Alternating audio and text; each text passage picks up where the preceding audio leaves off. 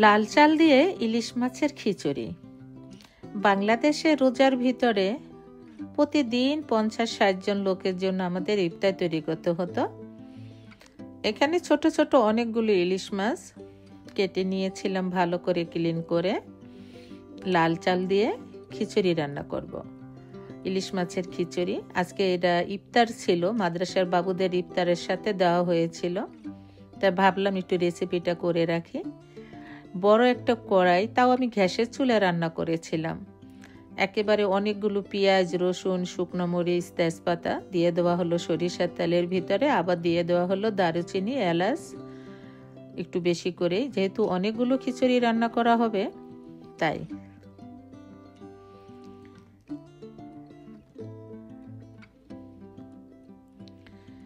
অবশ্যই আমার বাসায় গ্যাসের চুলার ভিতরে একটা চুলা অনেক বড়, ওইটার ভিতরে বড় কড়াই বসানো যায়। আর দিয়ে দেওয়া হলো স্বাদ মতো লবণ।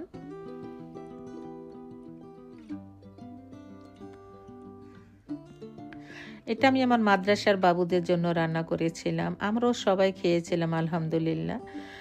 আর রোজার মাছটা খুবই ভালো লাগতো, সবাই মিলে একসাথে খাবার, ইফতার। বাচ্চারা সবাই হাজির হয়ে যেত আজানের আগে, তাদের জন্য আজকে কি দেওয়া হলো, অনেক কিছু দিয়ে দিতাম। তারপরও বলতো, আন্টি আরো কিছু আছে। আমার হাসি পেত মাঝে মাঝে। আর দিয়ে দেওয়া হচ্ছে আদা রসুন বাটা পরিমাণ মতো।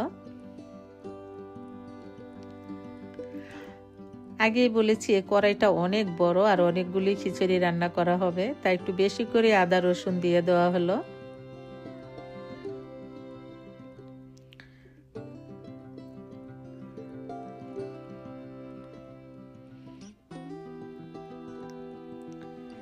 খুব ভালোভাবে মশলাটা ভুনানো হচ্ছে। এখন দিয়ে দেওয়া হচ্ছে হলুদের গুঁড়া পরিমাণ মতো,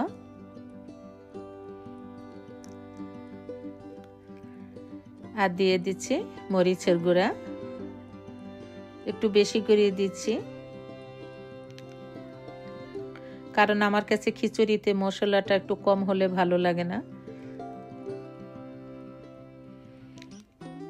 ধনিয়ার গুঁড়া, আর দিয়ে দেওয়া হলো জিরার গুঁড়া। আমরা সবসময় ভাজা জিরার গুঁড়াই খাই, আর কাঁচা জিরা হলে অবশ্যই বেটে দিবেন বা ব্লেন্ডার করে দিবেন, বেটে দিলে ভালো হয় কাঁচা জিরাটা। আবার ভালো করে মশলাটা ভুনিয়ে নেওয়া হচ্ছে।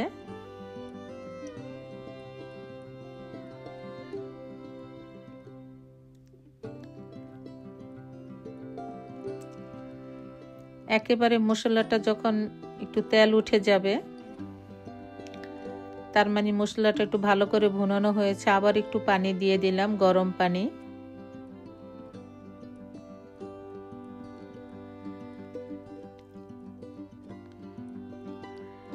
এখন দিয়ে দিচ্ছি কেটে রাখা ইলিশ মাছগুলো।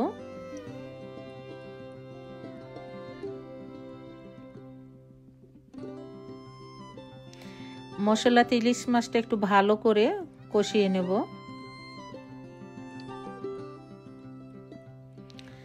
এই তো ইলিশ মাছটা খুব ভালোভাবে কষানো হয়ে গেছে। এখন আমরা মাছগুলো সব তুলে নিব। একটা চামচ দিয়ে সব মাছগুলো আস্তে আস্তে তুলে নিচ্ছি।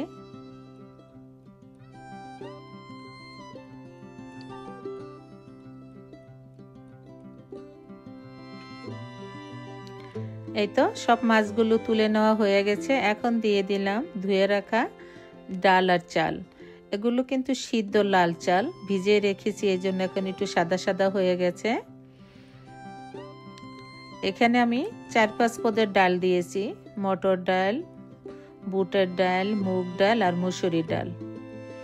আগেই বলেছি কড়াইটা অনেক বড়, এটা ধরে রেখে তারপর আস্তে আস্তে নাড়তে হচ্ছে। আর অনেকগুলা ডাল চাল ভুনাতেও আমার কষ্ট হচ্ছিল। আমি সাহস করেই এটার ভিতরে রান্না চড়িয়েছিলাম বাসায়, কারণ এতগুলো ডাল আর চাল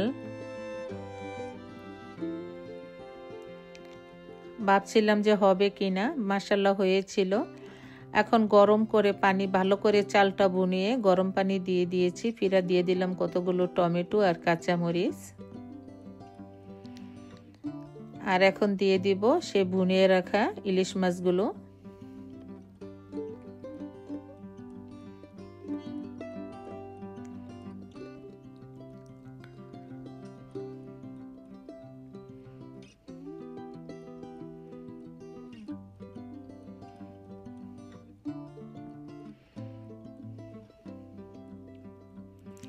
এখন একেবারে ঢেকে কিছুক্ষণ রান্না করে তারপর লো ফ্লেমে রেখে দিব।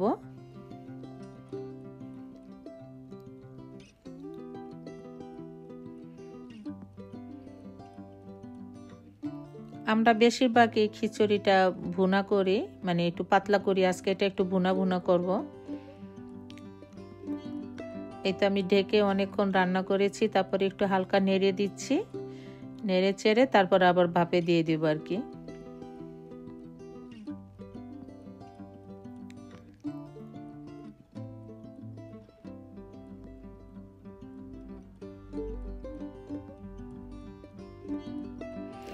এই তো খিচুড়িটা অনেকক্ষণ দমে রেখে দিয়েছিলাম, হয়ে গেছে।